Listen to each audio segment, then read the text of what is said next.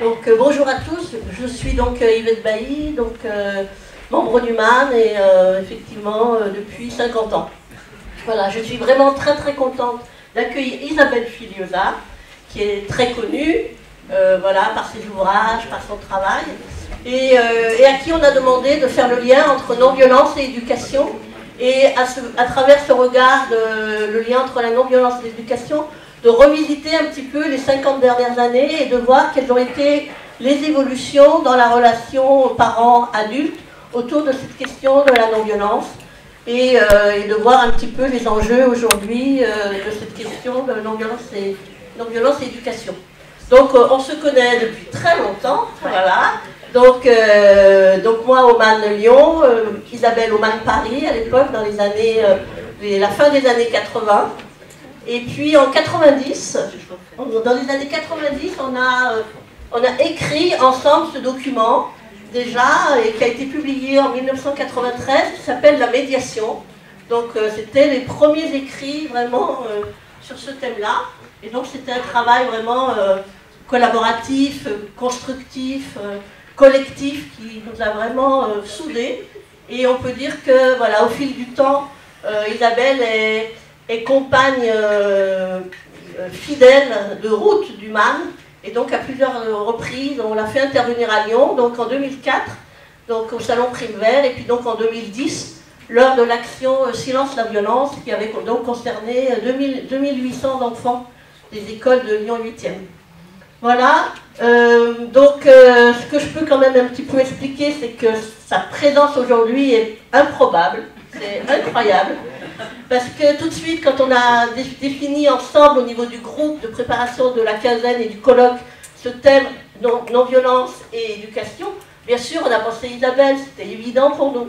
Et donc, quand on l'a contactée, elle me dit « Ouais, d'accord ». Elle me dit « Il y a un petit problème, c'est que la veille, donc hier, elle était en conférence à Paris, et que ce soir, elle est en conférence à Toulon. À 18h30. Voilà. Donc elle me dit, mais pas de problème. Ça passait par Lyon, hein, le train. Voilà. À Lyon, donc voilà. Donc je pense qu'on peut vraiment te remercier. Voilà. C'est moi qui vous remercie et qui m'excuse, parce que je suis aussi très très frustrée de ne pas pouvoir être avec vous toute la journée. Donc on a préparé ensemble donc, cette intervention. On va vous proposer une petite conversation, toutes les deux, pendant une trentaine de minutes. Donc je vais interroger Isabelle sur son parcours, sur sa pensée, sur sa pratique, sur ses valeurs. Voilà. Et puis en m'appuyant sur ses livres, et notamment, excusez-moi, je vais sortir avant, et notamment le dernier, qui a été publié en mars 2024, qui s'appelle « Éduquer ». Tout ce qu'il faut savoir, ni laxisme, ni violence, les clés de l'éducation positive. C'est vraiment une mine, je vous le conseille fortement, il est en vente donc à la table de presse. Voilà, donc je pense que c'est le livre que Jean-Marie Muller voulait que j'écrive, il m'a dit il faut que tu écrives sur la non-violence, et donc je n'ai pas écrit le mot non-violence sur la couverture, mais c'est très présent à l'intérieur. Voilà, donc dans un premier temps, je vais peut-être te demander que tu te présentes et puis que tu t'exposes. Tu m'as présenté très bien là déjà. T'exposes un petit peu le cheminement de ta pensée. Le cheminement de ma pensée, en voilà une question. Tes recherches et ta pratique. Donc je suis Isabelle Filiosa, je suis la fille de Rémi et Anne-Marie Filiosa, et ils se sont mariés avec le projet d'éduquer leurs enfants sans violence. Donc déjà, c'était inscrit dans mes gènes, dans mon patrimoine, et je suis née dans ce projet-là. Donc porter la non-violence, c'était déjà la destination de ma vie. Donc j'ai pas eu de transformation, j'ai pas eu de révélation un jour, j'ai toujours été éduquée là-dedans. Mes parents ont subi des éducations extrêmement violentes l'un et l'autre, et ils en parlaient beaucoup. Ils étaient psychologues tous les deux, ma mère travaillait beaucoup à l'hôpital, mon père aussi, et donc les violences institutionnelles étaient aussi présentes. Donc dans les repas de famille, on parlait de la violence, on parlait de non-violence, et il n'y avait pas encore le tiret entre non et violence à l'époque, mais voilà, c'était vraiment stop à la violence, c'était mon parcours toujours. Quand je suis devenue psychothérapeute, c'était mon axe, comment diminuer la violence envers soi-même et dans les relations interpersonnelles. Et bien sûr, je me suis intéressée très rapidement à l'éducation. Depuis le tout début, j'étais déjà une des rares psys françaises à se préoccuper de l'école, et donc j'étais invitée dans toutes les colloques, groupes d'écoles alternatives, etc. Parce que, en tant que psychothérapeute, au bout d'un moment, on en a assez de soigner les adultes en écoutant toutes les blessures de leur enfance. Et à un moment, on se dit, on pourrait peut-être arrêter de blesser, quoi. Et donc, du coup, voilà, parler aux parents, parler aux enseignants, changer l'école, changer les violences institutionnelles, tout ça était vraiment très, très important. Dans les années 80, j'ai rencontré à la fois le MAN, et tout de suite ça m'a parlé, j'ai dit, ah bon, il existe une dimension politique, et là, moi j'étais plutôt dans la dimension éducation, et la non-violence dans l'éducation me paraissait une évidence. Je venais de découvrir aussi Alice Miller, qui m'a ouvert des horizons, et où j'ai pu vraiment mesurer à quel point la politique, elle est dépendante aussi de ce qu'ont vécu les acteurs de cette politique dans leur propre enfance. Donc le trauma et la violence éducative impactent lourdement la société. Au MAN, j'ai appris énormément de choses, je me suis beaucoup impliquée, on a effectivement milité ensemble, et j'ai mesuré cette importance de se former aux techniques, aux approches, et de comprendre toutes ces dimensions de la non-violence politique. La non-violence politique, c'est aussi important pour l'éducation. En fait, c'est nécessaire de travailler et de mettre plus de non-violence dans l'éducation, bien sûr, mais s'il y a violence politique, eh ben, ça ne va pas fonctionner non plus. Donc les deux fonctionnent bien ensemble. Mais à l'époque, eh bien, c'était pas gagné dans tous les milieux, hein, parce que parmi les non-violents, il y en avait qui se montraient sacrément violents avec leurs enfants. Je me souviens d'une réunion dans laquelle une des personnes pourtant que j'admirais, qui était tellement investie, qui militait pour la non-violence, et elle a frappé son petit garçon de 4 ans qui juste bougeait un tout petit peu, et elle l'a giflé, elle l'a envoyé dans sa chambre, elle l'a exclu. Je dis, mais comment c'est possible? J'ai été lui parler en pensant que c'était juste un moment d'humeur, parce que ça nous arrive à tous, parfois on craque. Et en fait, non. Elle disait, mais non, il faut l'éduquer, etc. Et j'étais effarée de la distance entre son discours et puis l'éducation. À l'époque, il y a donc maintenant près de 40 ans, il y avait encore une sacrée distance. La plupart des gens ne mesuraient pas l'impact de l'éducation, l'impact... On ne faisait même pas le rapprochement. Et finalement, ce qui est politique, c'était prestigieux. Et s'il fallait parler des enfants, d'éducation des enfants, alors là, c'est un truc pour les nanas, c'est un truc bon, c'est un truc méprisant, quoi, méprisable. C'était pas très important. Les enfants, c'est quand même pas très important. Et malheureusement, c'est un peu comme ça qu'on est encore en France de manière générale. On a du mal à faire pénétrer l'idée que les enfants, si, c'est important. Et puis donc, ça a continué. Alice Miller, le MAN, j'ai mesuré, et sur le moment, quand j'ai vu cette femme faire ça, j'ai pas compris, mais j'ai compris quand même qu'il y avait quelque chose de plus fort qu'elle qui agissait et qui l'empêchait de réfléchir. Et ça m'a guidée beaucoup dans mon travail de psychothérapeute. Et dans mon travail de psychothérapeute et en contact avec Alice Miller, j'ai de plus en plus compris les raisons pour lesquelles un adulte peut se montrer violent avec un enfant. Parce que, en fait, lorsqu'on a subi des violences, nous avons tendance, nous ne sommes pas équipés pour pouvoir gérer toutes sortes de situations de frustration. Et de nos jours, les neurosciences nous expliquent pourquoi. Maintenant, on met un IRM cérébral sur la tête d'un parent et on regarde ce qui se passe. Eh bien, un enfant qui a subi des traumatismes dans son enfance, qui a subi de la violence éducative ordinaire, répétée, eh bien, qu'est-ce qui se passe dans son cerveau? les différentes zones de son cerveau ne s'allument plus aussi facilement.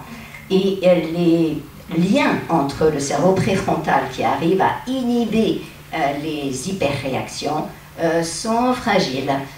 Ces liens sont fragiles, ne sont pas automatiques, donc les personnes ont plus de mal à inhiber leurs impulsions. Lorsqu'on a subi beaucoup de violences enfants, on va aussi avoir une amygdale hyper réactive. Je ne vais pas vous détailler l'ensemble, mais il y a beaucoup de modifications cérébrales dans le cerveau d'un enfant qui devient donc adulte. Donc encore à l'âge adulte, on a des modifications cérébrales importantes qui font que, au bout du compte, lorsqu'on rencontre une frustration, et un gamin qui ne met pas ses chaussures quand on veut sortir, c'est une frustration. Un gamin qui ne fait pas exactement ce qu'on lui demande, c'est une frustration. Donc, face à la frustration, on a l'amygdale qui sonne, donc alerte dans l'organisme, impossible d'arriver à réguler les choses, et donc on est vite exaspéré, et on hurle, on crie, on tape, on fait preuve de violence. Après, on devrait se sentir coupable. Tiens, j'ai fait mal à mon enfant. Mais ça, c'est vite effacé par un processus qui s'appelle le processus de réduction de dissonance cognitive, où, comme on a une croyance qui est, voilà, je veux être un bon parent et les enfants doivent être élevés sans violence. Tous les parents veulent aimer leurs enfants profondément, mais c'est pas si simple sur le terrain. Et rapidement, les gens se rendent compte que c'est beaucoup plus facile de changer les croyances que de changer les gestes. Comme c'est mon cerveau qui fonctionne comme ça, donc je ne peux pas arriver à résister à mes impulsions de donner une gifle, d'envoyer dans la chambre, etc. Donc, ces impulsions de violence me viennent à l'intérieur. Donc, ça me mettrait en dissonance cognitive si je réalisais que ça fait vraiment mal à l'enfant. Donc, je coupe ça et je vais adhérer à la croyance « Oh, une petite baffe, ça fait pas de mal, une punition, c'est nécessaire, il faut éduquer les enfants, il faut les mener, il faut qu'ils obéissent. » Donc, on se met dans cette dynamique de domination.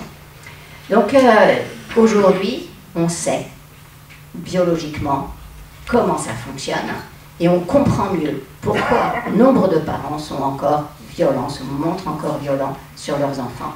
Et ça dirige notre regard vers le traumatisme. D'où l'importance de stopper le trauma, arrêter de continuer de traumatiser et ouvrir les yeux sur l'impact du trauma. Bonne nouvelle quand même, parce que je vous ai peut-être un peu alerté avec toutes ces modifications cérébrales, ça se répare. Aujourd'hui, nombre de psys, mais formés sur l'accompagnement du trauma, peuvent aider un cerveau à se réparer. Mais bon, pour réparer un cerveau, il faut quand même faire quelques petites choses. Merci pour ce premier... Oui. Où tu voulais développer un petit peu? Ah ben je sais pas, tu avais d'autres questions, donc je te laissais... Je voulais un petit peu maintenant t'interroger. Tu as beaucoup travaillé sur la parentalité positive, l'éducation positive. Est-ce que tu peux faire plus le lien avec la non-violence? En quoi ça concerne la non-violence? Ce que j'ai oublié de dire aussi, c'est qu'au niveau du MAN, on s'inspire énormément du travail d'Isabelle quand on intervient dans les écoles, quand on intervient en soutien à la parentalité. Il en est de même pour l'IFMAN, qui est donc l'Institut de formation du MAN, qui est créé depuis les années 2000 pour répondre donc aux formations professionnelles, aux demandes de formation professionnelle pour le secteur petite enfance et secteur enfance. Et donc, voilà, si tu pouvais nous redire un petit peu l'articulation entre ces questions de non-violence et d'éducation positive. C'est ça. Alors, c'est vrai qu'en France, l'éducation positive, la parentalité positive a été beaucoup moquée. Mais bon, tout ce qui est non-violent, c'est souvent moqué. Il y en a qui se font tuer même.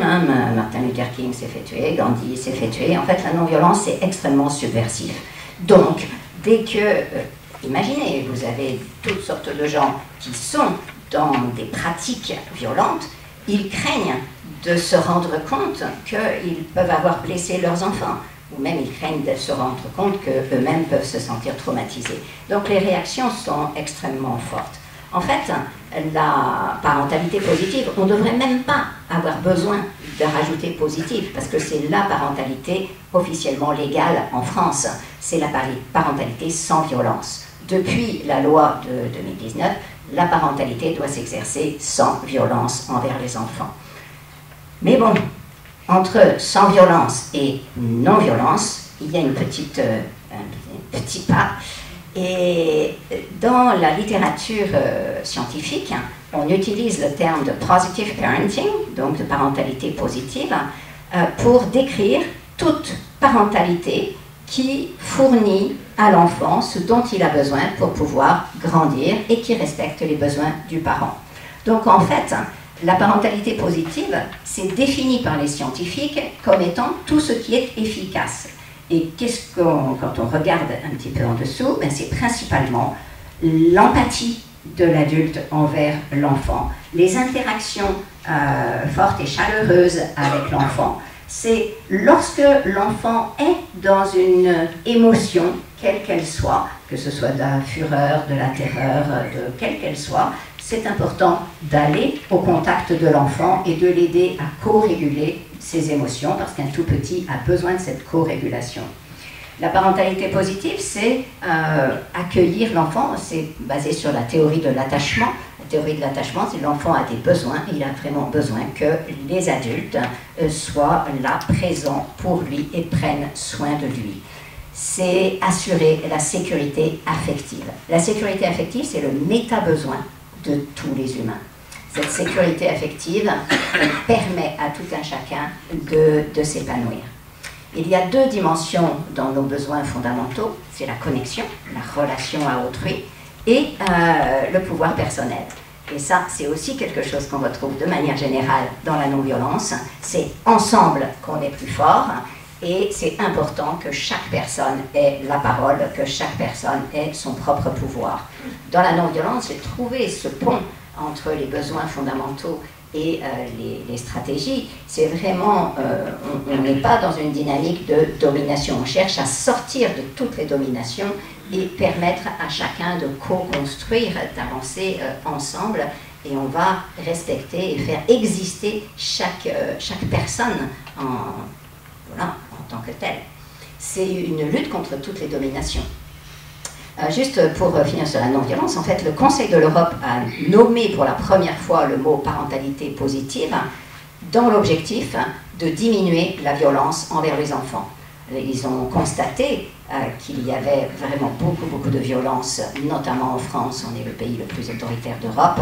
Donc il y avait beaucoup de violence envers les enfants et ils ont mené une politique assez forte en disant nous devons exiger de la part des gouvernements ou conseiller au gouvernement de mener des politiques publiques auprès des parents pour diminuer cette violence. Et donc l'idée, plutôt que diminuer la violence, ils ont dit on va promulguer une parentalité positive. Donc c'est le Conseil de l'Europe qui a présenté cette idée de parentalité positive, et donc c'est directement en lien avec stop à la violence. Voilà comment on peut se montrer non violent envers son enfant et quelles sont les compétences. Mais voilà, ça reste dur à appliquer parce que pour la plupart des gens, la non-violence, c'est être gentil, sourire tout le temps, dire oui tout le temps. Non, hein, Martin Luther King, Gandhi, ils n'étaient pas gentils, ils n'étaient pas, ils n'étaient pas lénifiants. Donc quand on accuse la parentalité positive d'être toujours gentil, non, ça n'a rien à voir avec ça. Et donc c'est vraiment avec cette même force de la non-violence qu'on va être attentif à nos enfants. C'est compliqué, j'ai pensé dans le train en temps, mais en fait, la non-violence, la plupart du temps, on s'empare des outils de la non-violence quand on est les soumis, les victimes, et on essaye de résister au pouvoir. Ben, sauf que les parents, ils sont au pouvoir sur l'enfant. Donc c'est encore plus dur pour un parent de se dire « Ah, je vais devenir non-violent ». Parce qu'on a le pouvoir. La tentation, elle est drôlement forte d'en abuser un peu, hein. Justement, il y a beaucoup d'interrogations sur l'éducation positive et la parentalité positive autour de la question de l'autorité. Donc tu développes beaucoup dans tes livres, mais peut-être que c'est intéressant que tu nous dises un petit peu. Et j'aimerais bien que parce que c'est passionnant la façon dont on parle, quand tu fais la différence entre les limites et les règles. Hein, tu dis les enfants, ils n'aiment pas du tout les limites, les interdits, par contre ils adorent les règles. Et pour toi, l'autorité, c'est un processus d'intériorisation d'une règle qui va faire que l'enfant, par lui-même, il va s'auto-discipliner et assumer ses responsabilités. Mais est-ce que tu peux nous développer un peu cette question? Parce qu'on entend très souvent, soit c'est l'enfant... C'est-à-dire, on attend toutes sortes d'attaques qui n'ont aucun fondement. C'est juste pour saper quelque chose qui semble trop différent, trop menaçant, bref. Mais clairement, la parentalité laxiste, c'est-à-dire la parentalité qui ne dit jamais non, elle est classée par les scientifiques comme les parentalités négatives. Donc, ne pas oser dire non à son enfant et ne pas manifester d'autorité, ne pas être l'autorité dans la famille, eh bien, ça va être de la parentalité négative. La parentalité positive, c'est avoir des hautes exigences envers l'enfant, c'est, pour moi en tout cas, zéro tolérance au comportement débordant. Non, on ne laisse pas un enfant insulter un autre, frapper, etc. Non, stop, immédiatement, stop. Zéro tolérance. Et une attention, en revanche, à enseigner, à éduquer, à fournir les compétences pour. C'est-à-dire que ce qu'on va pas utiliser dans la parentalité positive, c'est ce qui va étouffer l'enfant, c'est ce qui va l'empêcher de grandir, c'est ce qui va tenter de le rabaisser tout le temps. Et donc, ce sont les punitions qui sont inutiles, qui ne fonctionnent pas. Enfin, si, ce n'est pas totalement inutile pour les ados, punissez-les, c'est génial, parce que chaque ado puni, les garçons surtout, ils doublent leur popularité auprès des autres. Et c'est utile, la popularité, quand on est ado. Et les garçons ont plus de petites amies qui les regardent avec des yeux énamourés quand ils sont punis régulièrement. Donc, on peut continuer à punir, c'est pas forcément notre objectif de base, hein. Mais on a besoin de comprendre un peu les mécanismes. C'est assez stupéfiant pour moi de voir que dans les lycées, ils continuent à punir les ados, et que les ados... Moi, j'ai été punie une seule fois dans ma vie, puisque, évidemment, donc, mes parents avaient décidé de m'élever sans violence, donc je n'ai jamais été punie, jamais rabaissée, toujours écoutée. Sauf à l'école, une fois, j'ai été punie, j'étais super contente, enfin, je pouvais expérimenter une punition. Et bon, c'était sympa, hein. C'était sympa, et j'ai pu effectivement monter en grade auprès des autres, parce que sinon j'étais un peu harcelée parce que j'étais bonne à l'école, je faisais plaisir aux profs et compagnie, voilà. Le problème d'un enfant éduqué dans la non-violence, c'est qu'il est respectueux des règles. C'est qu'il est autonome, il va être plus responsable. Et j'avais beau avoir 2 ans de moins que la plupart de mes copines, eh bien leurs parents confiaient toujours leur fille ou leur fils à moi quand on sortait, ado et tout, c'était « Isabelle, tu es là, alors j'ai confiance ». Voilà, mais donc, qu'est-ce qui faisait ça? Ben, la grosse différence, c'est que moi, j'ai appris à respecter les règles parce que c'était des règles. Et donc, la différence entre une règle et une limite, je n'ai jamais reçu de limite. Dans ma famille, on n'interdisait rien. Il n'y avait pas, c'était interdit d'interdire, c'était mon père, mai 68, tout ça, très militant. Et donc, pas d'interdit. Mais pas d'interdit. Ah si, il y avait quand même interdit de monter sur une mobilette et interdit de prendre du LSD. Ça, enfin, toute la drogue, ça, c'était pas possible. Donc, les 2 interdits que j'ai toujours respectés parce que, du coup, ben, ça avait de la valeur, quoi. Donc, il y avait les interdits, de toute façon, par la loi. Ça, il fallait les respecter. Mais mes parents m'ont toujours transmis les règles. Les règles, c'est les procédures. Voilà comment fonctionne la vie. Une règle, c'est ce qu'on fait dans telle et telle situation. Et donc, voilà, Isabelle, dans telle situation, voilà ce qu'on fait pour que ça soit chouette avec les autres. Voilà comment on fait pour vivre ensemble. Donc, les règles, c'est le comment on fait. Les limites, c'est ne pas, ne pas, ne pas, ne pas. Et on le sait. Qu'est-ce qui se passe si on donne à un adulte une limite? Il la transgresse. Ben, vous avez vu, on vous a dit de revenir. On n'y était pas. Et donc, imaginons, on dit à un enfant, tu ne descends pas sur le sol là-dessus. Qu'est-ce qu'il va faire? Eh bien, forcément, il teste. Parce que ne pensez pas à une girafe. Une girafe qui est en train de grignoter les feuilles dans la savane, dans un arbre très haut. N'y pensez pas. Vous voyez, vous désobéissez déjà. Donc, le problème, c'est que nous, adultes, on peut rapidement se faire l'image, hop, on a l'interdit, ok. Mais un enfant, il n'a pas cette possibilité-là. Encore, il n'a pas un cerveau d'enfant, on le sait aujourd'hui, n'est pas un mini-cerveau d'adulte. Ça résonne différemment, un cerveau d'enfant. Et donc, du coup, si on lui dessine la girafe, il va d'abord vers la girafe. Et donc, si je dis à un enfant de 18 mois, tu ne touches pas ce placard, l'enfant il est là, il nous regarde bien dans les yeux, il sourit, et il va avancer sa main vers le placard. Nous, on se dit, mais qu'est-ce que je viens de te dire, hein, tu ne respectes rien, etc. On s'énerve, parce qu'on ne sait pas ce qui se passe dans son cerveau, mais dans son cerveau à lui, il se passe quoi? On vient de dire, touche placard. La girafe. Touche placard, donc, il sourit parce que, regarde, est-ce que je m'approprie bien la consigne? Je le fais lentement parce que j'ai pigé qu'il y avait un truc autour de touche placard, qui n'est pas encore clair. Il me faut le temps pour procéder à ça, voilà. Donc, mais j'avance ma main. Donc, est-ce que c'est bien ça la consigne? Et donc, ce que nous, on devrait dire, maintenant qu'on sait ça, c'est « Mais oui, mon chéri, c'est exactement ça !» Je me suis encore fichu dedans en disant une négation, mais en fait, en réalité, c'est « Ce placard reste fermé ». Ça, c'est une consigne, c'est une règle qui permet à l'enfant, voilà, il va la respecter. Pour la frustration, pareil, on a besoin d'avoir des règles. Un enfant qui ne sait pas attendre son tour, en fait, des compétences exécutives, attendre son tour, résister à la frustration, etc., ce sont des compétences exécutives qui sont absolument nécessaires pour pouvoir réussir à l'école et dans la vie plus tard. Mais ça s'éduque. Et ça, dans la parentalité positive, on va éduquer ces compétences, mais on va les éduquer de manière constructive. Les enfants qui ont des parents autoritaires, qui leur demandent obéissance en permanence, finalement, c'est le parent qui domine et l'enfant qui se soumet. Donc l'enfant ne développe pas ses propres compétences. Il fait ce qu'on lui dit, il se soumet.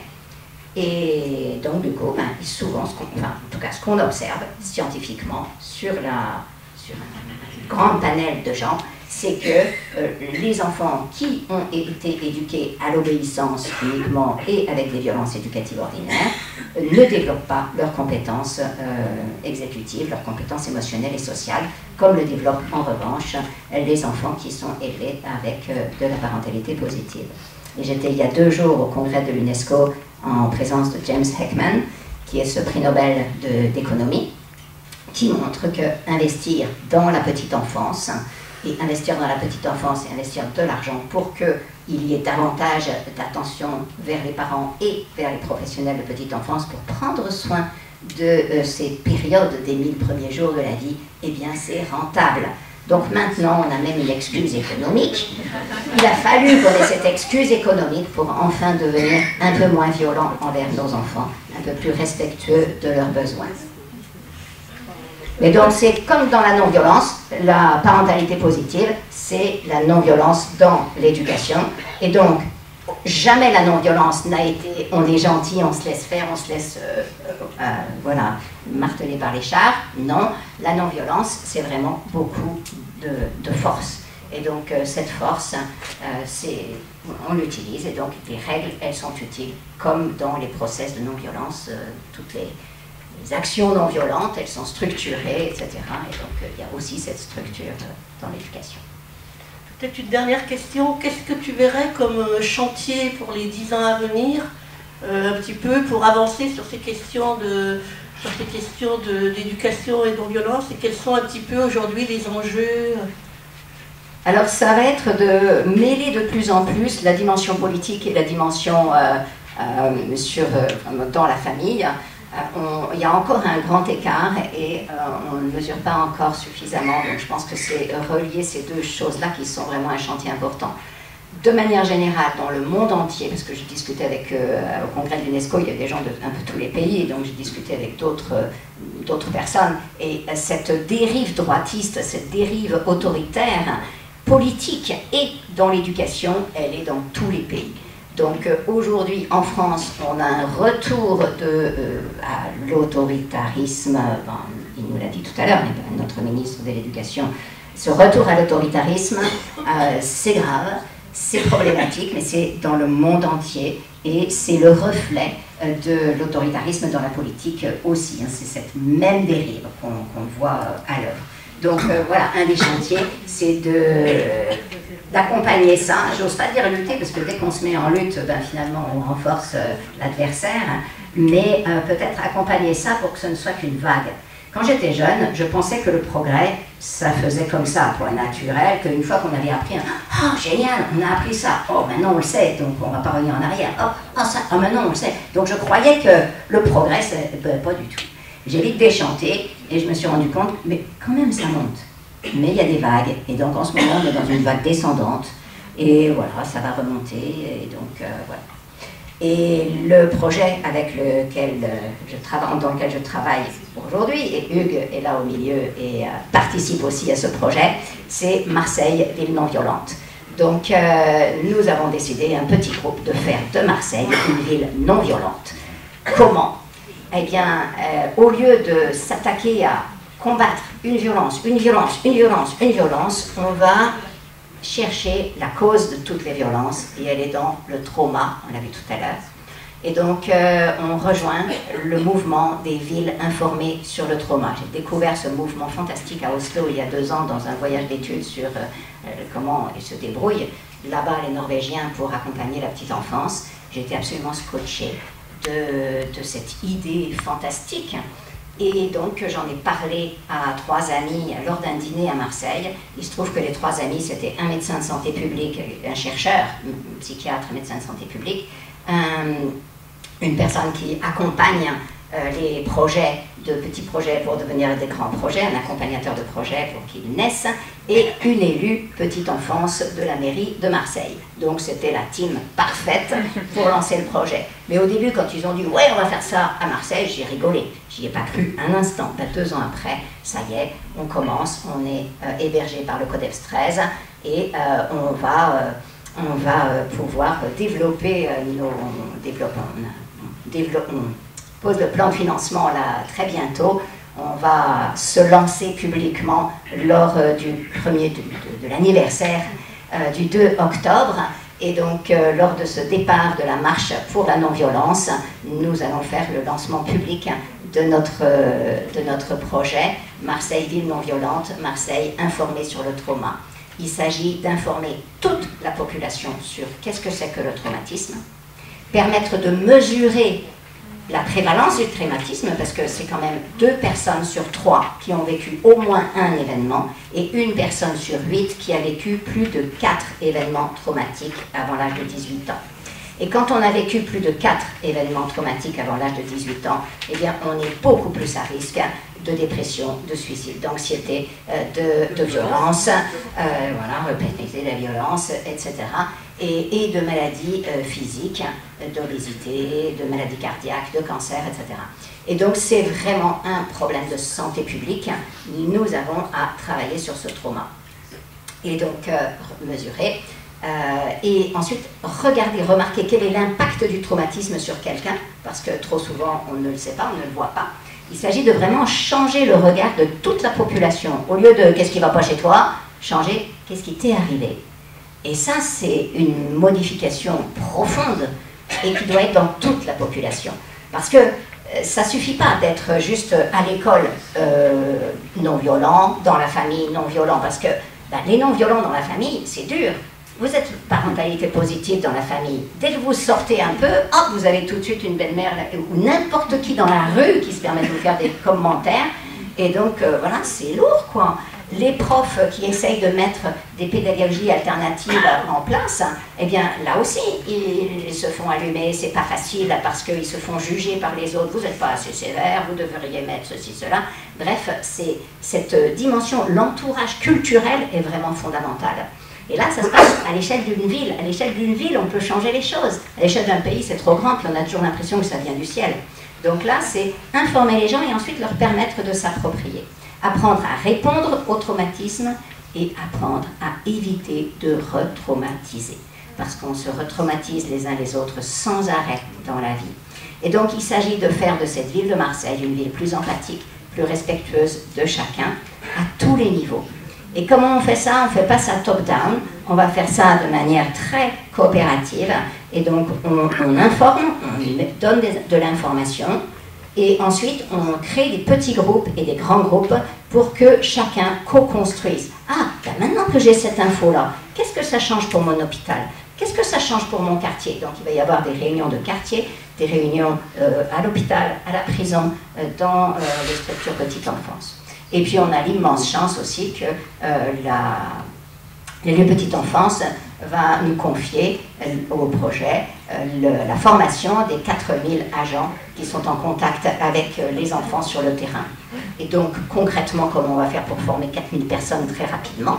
Eh bien, en août prochain, on fait d'abord une grande conférence dans laquelle on va expliquer, passer des films, montrer c'est quoi le trauma. Et après, on les met en groupe et on leur permet de travailler à ça. Comment on va utiliser ces informations nouvelles pour changer. Et ensuite, on va demander 50 personnes qui ont envie de participer plus. On va former ces 50 personnes et ensuite, eux vont pouvoir non pas former les autres, mais être des animateurs de changement, être des personnes qui, dans chaque structure, dans chaque groupe, vont pouvoir petit à petit faire évoluer. Donc en fait, ce qu'on veut, c'est qu'on lance un processus, mais c'est depuis la base, c'est tout un chacun qui peut participer et qui va prendre son propre pouvoir. Bravo.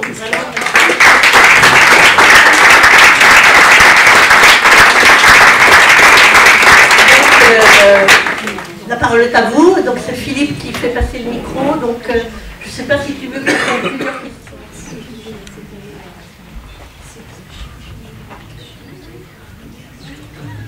Bonjour, je voudrais revenir sur le rôle des parents dans l'éducation. Est-ce que c'est trop genré aujourd'hui de dire qu'il y a un rôle différent du père et de la mère dans l'éducation? C'est pas trop genré, mais chaque personne a un rôle spécifique et le rôle... Alors, comment répondre à ça? Le problème, c'est que aujourd'hui, la structure de la famille est tellement genrée et que donc on donne un congé maternité plus important à la mère qu'au père. Du coup, il se passe quoi? Même si on a un tout petit peu allongé le congé paternité, c'est pas du tout suffisant. Un bébé, il vient au monde, il est déjà précablé, mais il est précablé pour l'interaction et donc il va chercher les interactions.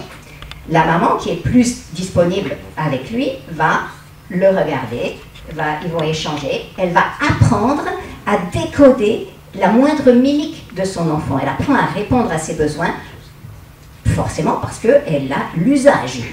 Donc le fait de le faire beaucoup. Le père, lui, il s'absente, il revient, mais il a un petit peu moins l'aisance du vocabulaire finalement. Et puis le bébé aussi, il apprend. Il a appris que quand c'est avec sa maman, on répond à ses besoins dans la seconde. Tandis qu'avec papa, il faut quelquefois attendre quelques minutes. Donc c'est moins... Donc quand le bébé pleure dans les bras du père, très souvent le père il a tendance à dire « vas-y, prends-le », parce que là c'est vrai que ça calme instantanément. Ouais, sauf que ça entretient le process et ça entretient le père dans la croyance, les mères savent mieux et ont un rôle différent et les pères et la mère pensent aussi que les rôles sont différents, etc. Mais en fait, les rôles, ils se construisent de par cette structuration sociale collective qui est que nous laissons davantage les mères au contact des bébés. Dans les pays nordiques, ils obligent les pères c'est use it or lose it, c'est-à-dire soit vous utilisez votre congé, soit vous le perdez. Ça ne peut pas être pris par la femme. Et c'est un congé qui doit impérativement être pour le père seul. C'est-à-dire que la mère ne doit pas être là. Du coup, ça oblige le père à découvrir. Et voilà. Et parce que c'est vrai, on a besoin d'une période d'ajustement avec un bébé. Et évidemment, quand le temps qui s'ajuste, le père, la mère, elle est là, mais non, tu ne sais pas t'y prendre. Et hop, c'est fini. Et on a besoin de prendre le temps de galérer, de ne pas savoir, de ne pas y aller, parce que c'est un ajustement mutuel. Après, les hommes ont une façon d'interagir avec les bébés beaucoup plus tonique. Ça, on l'observe un peu partout. Et donc, oui, c'est des manipulations différentes. Donc, c'est pas vraiment que c'est un rôle différent, mais forcément, le contact avec le papa et le contact avec la maman, ça ne va pas donner tout à fait les mêmes choses. Mais deux personnes, même deux femmes ou deux hommes, vont aussi porter différemment l'enfant. Donc, mais bon, c'est vrai que de manière générale, les hommes ont tendance à jouer davantage, à bouger plus, à emmener plus l'enfant à l'extérieur. Et les femmes, on a un peu plus tendance, mais est-ce que c'est pas seulement culturel aussi?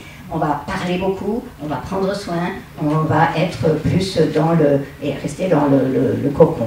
Mais ça, on a vraiment besoin de modifier ça petit à petit pour que chacun ait son vrai rôle. Et est-ce que mon rôle me convient? Et que notre rôle ne nous enferme pas.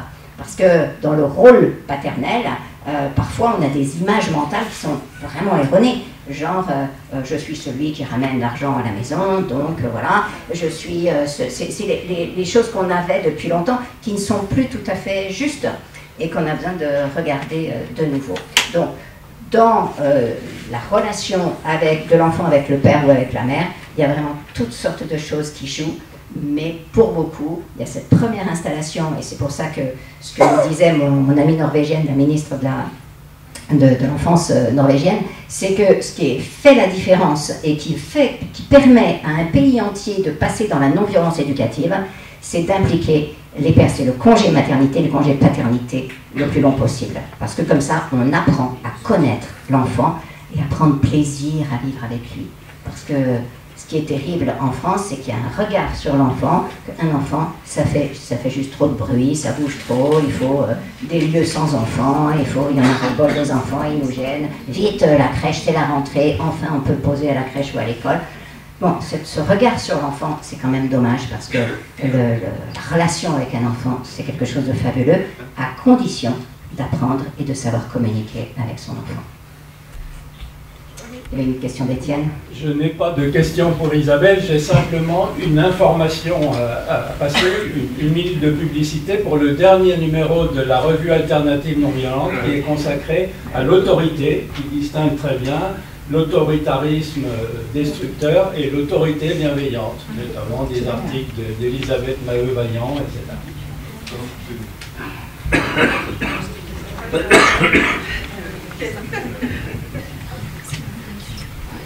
Bonjour Isabelle, moi je suis éducatrice de jeunes enfants et formatrice pour les adultes et récemment adhérente au MAN. Je suis ravie de vous rencontrer, je vous ai déjà suivi dans plein de conférences, mais c'est pas le sujet de ma question, c'est de faire le lien justement entre cette nouvelle association que je découvre aujourd'hui, le MAN, et les violences institutionnelles. Puisque moi, effectivement, dans l'exercice de mes fonctions par le passé, et en tant que parent aussi, j'ai dû à un moment faire des discours de désobéissance civile à la maison, notamment pendant la période du Covid, où j'ai refusé de vacciner mes enfants et qu'ils portent le masque dans les établissements scolaires. Et on m'a remonté que j'étais désobéissante, une vilaine mère. Désobéissante civile. Qui devait repenser les lois fondamentales du pays, la protection des autres. Et je vous en prie. Donc aujourd'hui, vous, qu'est-ce que vous faites comme lien entre justement respect des non-violences face à violence institutionnelle? Enfin, comment, je ne sais pas si ma question est claire. Mais en fait, moi j'ai beaucoup appris justement en militant au MAN et en travaillant avec toutes les personnes et en m'impliquant dans les différentes luttes, parce qu'on apprend justement à déceler cette violence structurelle, cette violence étatique, toutes ces violences qui ont l'air d'être tellement exagérées qu'on ne peut rien faire. Et nous donne des clés, parce qu'en fait, il y a eu des penseurs de la non-violence depuis un certain nombre d'années qui ont élaboré des stratégies, qui ont élaboré des techniques. Il y a des façons de faire. Et une des façons, c'est de ne pas être tout seul à être dans la... Parce que si on est tout seul face à l'oppresseur, eh bien, on peut faire de la désobéissance civile, mais ça ne va pas avoir beaucoup d'impact.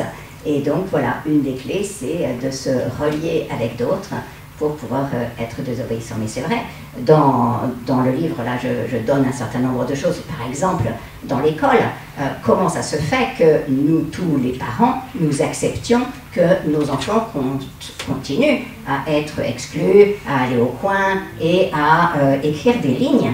Les lignes sont proscrites depuis 1898, un truc comme ça.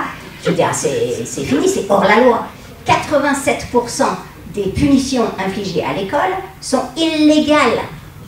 Et comment ça se fait qu'on laisse faire? Mais on n'a pas l'information. Donc là, je me suis dit, bon, ça y est, je le mets publiquement, cette information. On a besoin des informations. Et ensuite, oui, oser être désobéissant. Mais comment être désobéissant? Et donc, c'est pas tout simple de dire, ben non, je dis juste non, je le fais pas. Il y a la désobéissance civile, la désobéissance que j'ai appris au MAN, c'est vraiment une désobéissance active. Et donc, comment je vais prendre l'information, fournir l'information et organiser les choses de manière à ce que ma désobéissance se voit, qu'elle soit éventuellement médiatisée, parce que sinon ça ne sert à rien, et qu'elle ait un impact. Et donc si je m'adresse à une seule personne, ça ne va pas le faire. Si je vais juste voir l'enseignante lui dire, vous savez, les lignes c'est proscrit et tout, elle va juste me rigoler au nez, puis c'est tout. Donc j'ai toujours besoin de m'adresser à 3 entités, parce que comme ça j'ai une petite chance de le faire, mais aussi d'informer, etc. Donc vous allez dans le MAN, j'en suis sûre, apprendre toutes sortes de choses, parce qu'en fait, tout est lié. La non-violence politique, la non-violence dans la famille, la non-violence envers les enfants, tout est lié. Et quand on fait les liens, eh bien ça aide énormément. À propos du... Ah, ça va à propos du fait que la gentillesse, que la non-violence, c'est pas la gentillesse et s'ouvrir tout le temps, il y a une précision que je voudrais donner, c'est que je pense qu'il y a beaucoup de parents qui pensent que quand ils disent non, ils doivent le faire en haussant le ton et en faisant les gros yeux, alors qu'on peut dire non très calmement, j'allais dire très gentiment même, avec compassion, parce que souvent, justement, le non... Enfin, il y a une autre petite remarque, c'est que les enfants vont faire une crise justement parce qu'ils sentent qu'il n'y a plus de connexion. Et ça, c'est le besoin de sécurité profond. Tout à fait. Donc déjà, il y aura beaucoup moins de crises. Et puis s'il y en a, parce qu'il y a de la frustration cumulée, etc., il faut juste que le parent écoute avec compassion. Et après, l'enfant... Bon, ben ça c'est ce... Enfin, je pense qu'il y a un troisième besoin essentiel, en plus du besoin de connexion et de celui de pouvoir personnel.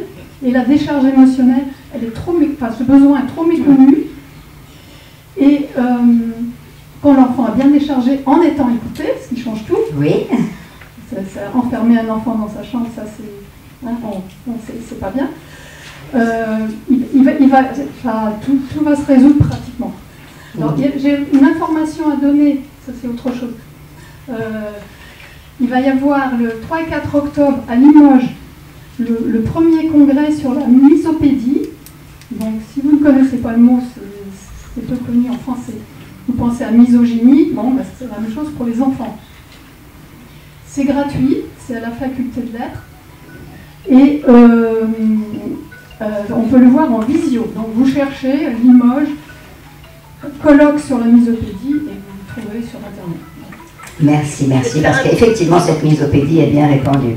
Je vais devoir faire un petit point d'ordre, c'est que le bâtiment ferme à midi pile, donc il faut qu'on réduise. On ne peut pas déborder là. On ne peut pas déborder. Ah oui, ok. Sinon on reste coincé à l'intérieur. Bon. Vous savez ce que c'est dans la non-violence et dans l'éducation, c'est le respect du corps. Oui. Non, à midi, il y a des salariés qui vont fermer à clé. Donc il est moins simple. Vous m'entendez? Oui, voilà. Du coup, peut-être plus une demande de référence bibliographique. Je pose ma question et vous pouvez me répondre par le titre d'un livre, peut-être que vous avez écrit ou autre.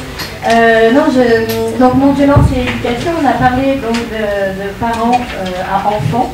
Et j'avais des questionnements sur, donc à partir d'une question personnelle, mais qui a une chose générale, de comment dans la relation en fait enfant apparent, parce que aujourd'hui je suis maman.